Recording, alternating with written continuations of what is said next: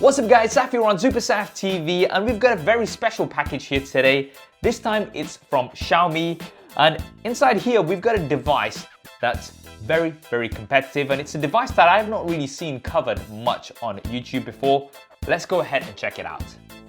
And of course it is the Xiaomi Mi 9T. I believe this is branded as the Redmi K20 in some regions, not the K20 Pro, which is the device that's been getting a lot of attention.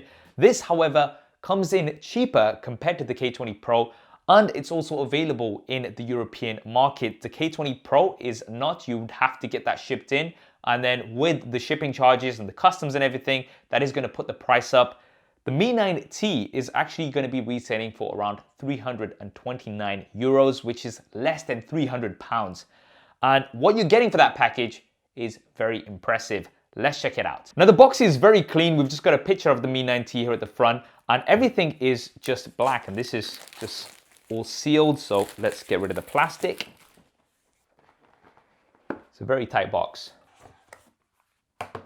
And here it is. Now we're just going to put the device on the side for a second while we see what else we get inside the box. So you've got some paperwork, you've got a USB Type A to USB Type C cable, you've got an 18-watt fast charger, so fast charging is supported, a hard plastic case, as well as a SIM card tool. We've got some of the key features listed on the screen protector, but we're going to check those out, of course, in more detail.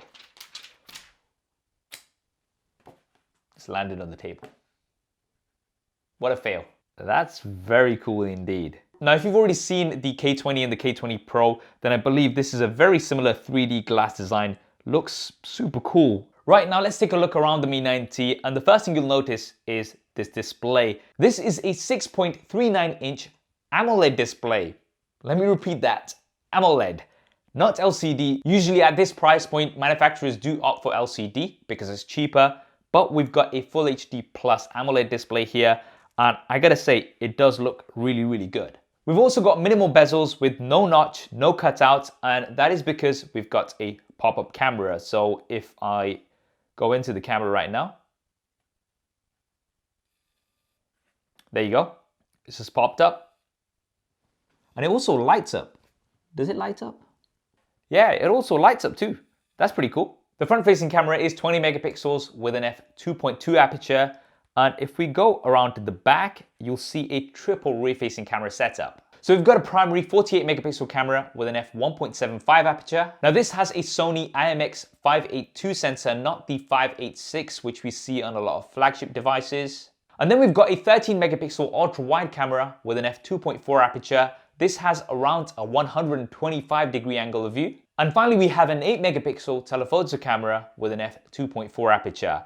Now, I gotta emphasize once again, at this price point, under 300 pounds, we're getting a triple rear-facing camera setup. And one of these cameras is not, we don't one of those 2 megapixel cameras we usually see for depth information. No, we're getting 3 individual cameras that are gonna give you the 3 different focal lengths, which a lot of the flagships that are worth maybe 3-4 times the price of this are currently offering. Now, of course, in terms of quality, I'm gonna have to spend some more time with this, and it'll be interesting to see how this sensor compares to some of the flagship sensors out there.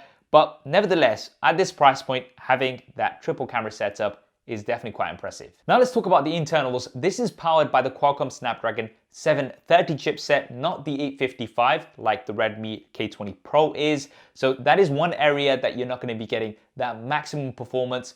But the 730 is definitely a very capable chipset, and you are getting 6 GB of RAM with either 64 or 128 GB of storage. Now, taking a look around the sides of the phone, on the right-hand side, we do have a power button, which is colored. I do like that. And then we have a volume rocker. Nothing on the left-hand side. On the top, we do have a 3.5mm jack, which is great. And at the bottom, we have a USB Type-C input, a single bottom firing speaker, as well as a SIM card tray. Now you do have support for 2 SIM cards. Now there is a fingerprint scanner within the display, which seems to work okay.